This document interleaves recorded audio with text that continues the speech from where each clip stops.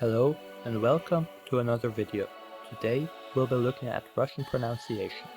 Whether you're a complete Russian learning beginner or you're already an advanced speaker, I'll provide you with tips and tricks to improve your pronunciation. Generally speaking, Russian pronunciation divides into two parts: the actual articulation of sound, how you pronounce a word, and stress.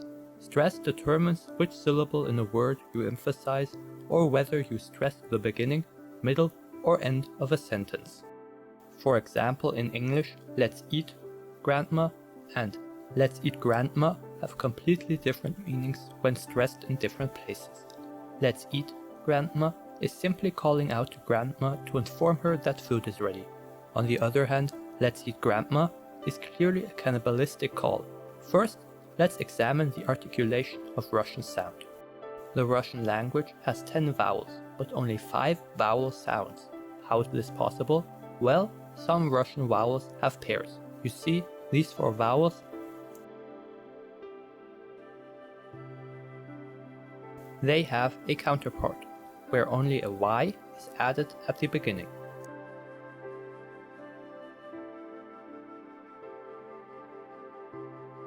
So, the pronunciation of the actual vowel is actually the same.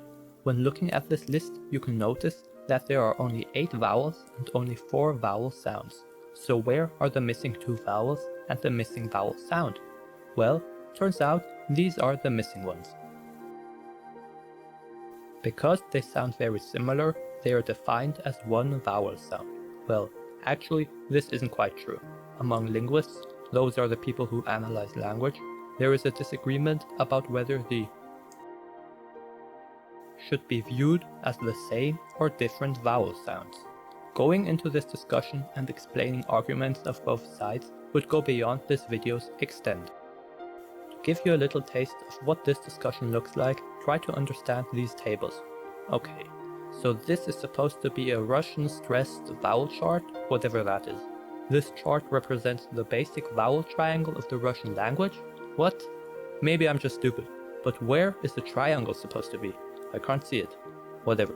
Let's look at this chart. A quick index of vowel pronunciation. Quick?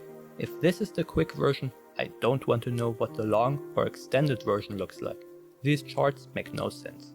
You can't even tell if they support the claim that Russian has 5 vowels or if they want to persuade me that Russian has 6 vowels. Well, they certainly persuade me to never become a linguist. Okay, so there are 10 vowels that are pronounced as follows. I, U, Yo, Ye, U, U. Now, let's look at the Russian consonants. The consonants in the Russian language are also found in pairs. Well, why are these consonants found in pairs? For the vowels, it's pretty logical. There are vowels that only consist of the vowel sound like A. The pair is then always a vowel with a Y in front of the vowel. The consonants, on the other hand, are always found in pairs, because they are voiced and unvoiced consonants in Russian. This is pretty easy to remember. If we take the letter B, we just think about which other consonant sounds similar. In this case, it would be the P. That's it, we have a pair. To further understand what the difference between voiced and unvoiced, or voiceless, you can say both, is, here's a quick definition I found online.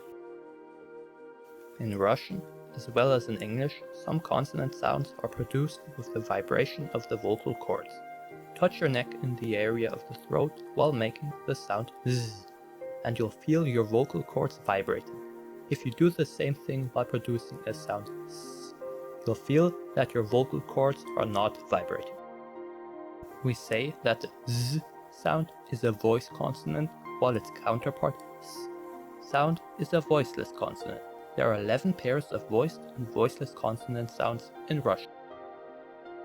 Okay, I hope this explanation helped you to understand the difference between voiced and unvoiced consonants. But why do we even have these pairs? For what are they good? Essentially, these pairs are important for the pronunciation of words. Let me explain.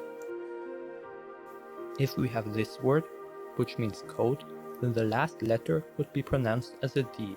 Well, this isn't true. You see, when we have a consonant as the last letter of a Russian word, we don't pronounce it as the actual letter that is written, but rather as the other consonant with which it is in a pair. So in this case, the D would be pronounced as a T, because D and T are a pair, but not all consonants show up in pairs. There are a few consonants that cannot be put in this pair constellation. Now, let's take a look at stress. As I previously explained, stress is the emphasizing of a certain part of a word. Each Russian word has a stressed syllable. All other syllables, if there are any, are unstressed. As already demonstrated with the example of the grandma, it's important to learn where the stressed syllable in a word is and how to pronounce it. If you're uncertain of how to pronounce a stressed syllable, try putting more weight into that syllable. Let's take an English example word. We'll use hot dog. You can either say hot dog or hot dog. You either put more weight into saying the first part of the word or the second. Now that you know how stress works and you've had a brief introduction into the Russian articulation of sound, let's look at why correct pronunciation is important and how to improve it.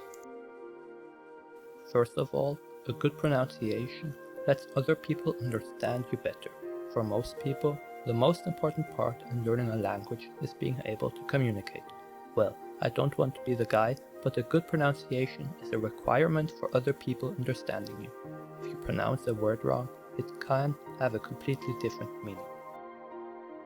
But I do admit that Russian isn't as extreme as Chinese, where you can have the same word with 4 different meanings.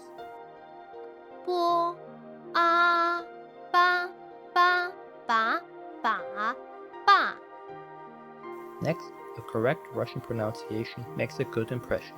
Although Russian people are very patient human beings and will have a whole lot of patience with you if your pronunciation is completely off and it's hard to communicate with each other, you'll reach a point where nobody will be able or will want to talk with you, even though you may have an insane word pool. Now, let's look at ways to improve your Russian pronunciation. There's actually only really one tip here. Practice, practice, practice. Whether you consume large amounts of Russian content and get used to the language that way, or you make a Russian friend who can teach you the correct pronunciation, it will only work if you put in the time. If you feel frustrated at the beginning because your pronunciation feels completely off, don't worry. If you stick to Russian language learning and don't give up, you'll eventually be at least close to perfect pronunciation.